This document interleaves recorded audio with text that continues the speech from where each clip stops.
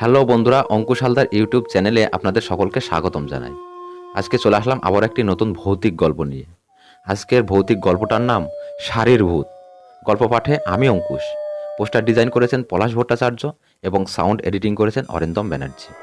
যে সকল বন্ধুরা প্রতিনিয়ত ভয়ানক ভয়ানক ভূতের গল্প শুনে নিজেকে ভয় লাগাতে অনেক বেশি ভালোবাসেন, সেই সকল বন্ধুদের বলছি, যারা এখনও পর্যন্ত আমাদের চ্যানেলটি সাবস্ক্রাইব করেননি তারা এখনই আমাদের চ্যানেলটি সাবস্ক্রাইব করে রাখুন।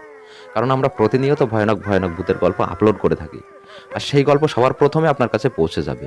তো চলুন বেশি কথা না বাড়িয়ে এই গল্পটি শুনি। একটি পরিবার ছিল যারা খুব ভদ্র ও ভালো মানুষ। এই বাড়িতে 4 জন লোক বাস করত। মানুষীর বাবা, মা ও তার বোন। মানুষই একজন ছেলেকে ভালোবাসত যার নাম ছিল রাহুল। এই কথা তার বাবা জানতে পারে এবং সে জানতে চাইল তার বাড়ি কোথায়। আমি ওর বাবা ও মায়ের সঙ্গে কথা বলতে চাই তোমার বিয়ের ব্যাপারে। আমি অন্য বাবাদের মতো নয় যে তার মেয়েদের সুখ কিসে আর অসুখ কিসে আছে দেখে না। মানুষীর বাবা বলল কালকেই ওর বাবা মাকে আসতে বলবে বিয়ের কথা পাকাপাকি করার জন্য। সকালে রাহুলের বাবা মানুষীদের বাড়ি এলো এবং ওরা খুব সহজেই বিয়ের প্রস্তাব মেনে নিল। মানসী ও রাহুল দুজনেই অনেক খুশি হলো। এবার রাহুল ও মানসী দুজনেই লেহেঙ্গা কিনতে গেল। কোনো কোনো দোকানে লেহেঙ্গা তাদের পছন্দ হয়নি।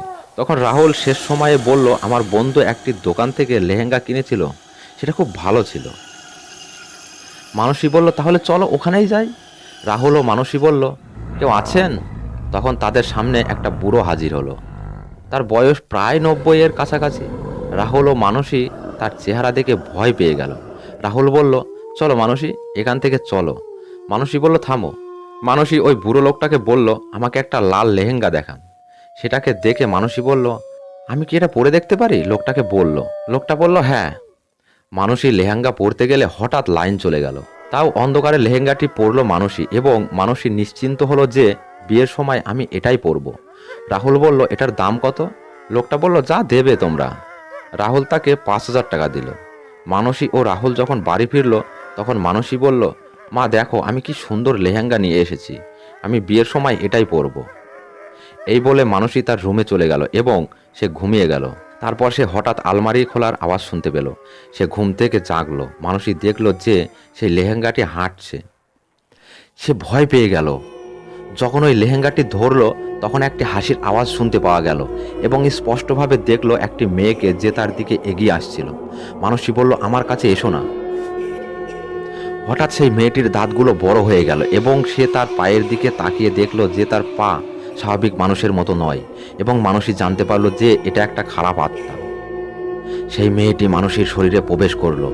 সে শুনল দরজায় কে যেন আওয়াজ করছিল, মানসী, আমি তোর বাবা, তুই ঠিক আছিস তো? সকালবেলায় তার বোন শ্রুতি তার ঘরে ঢা দেওয়ার জন্য আসছিল। সে দেখলো মানসী এখনো ঘুমোচ্ছে। সে ওখানে চা রেখে চলে যাচ্ছিল। হঠাৎ তার চুল ধরে টানছিল। সে পিছন ফিরে তাকালো আর দেখলো কেউ নেই পিছনে। বিকেলবেলায় রাহুল মানুষের রুমে এলো এবং রাহুল দেখলো যে মানসীর সারা হাত পায়ে রক্ত লেগে আছে। রাহুল তো ভয় পেয়ে গেল। রাহুল দৌড়ে নিচে নেমে গেল এবং সে হাঁপাচ্ছে। সেটা শ্রুতি দেখতে পেল। শ্রুতি বলল, কি হয়েছে? রাহুল বলল, আমি দেখলাম যে সারা হাত পায়ে রক্ত পড়ছিল। শ্রুতি বলল, রাহুল দা, আমাকে ওই শাড়ির দোকানে নিয়ে চলো তো। তারা দুজনেই ওই দোকানে প্রবেশ করলো। রাহুল বলল, ওই শাড়িটাতে কি ছিল? তিনি বললেন, খারাপ আত্মা। বহু বছর আগে রানী বলে একটা মেয়ে রাজা নামে একটা ছেলেকে ভালোবাসতো, কিন্তু সেটা রানীর বাবা জানতে পেরেছিলেন এবং তিনি রাজকে মেরে ফেলেছিলেন। সেটা তার মেয়ে জানতে পেরেছিল।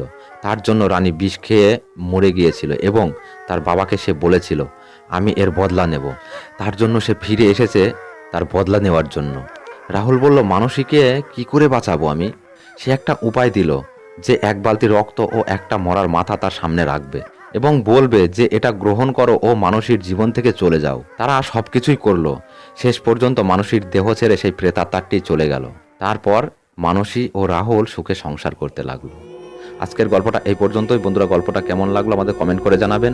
গল্পটা যদি এতটুকু ভালো লেগে থাকে তাহলে বন্ধুদের মাঝে শেয়ার করে বন্ধুদের একটু শোনার সুযোগ করে দেবেন। নমস্কার।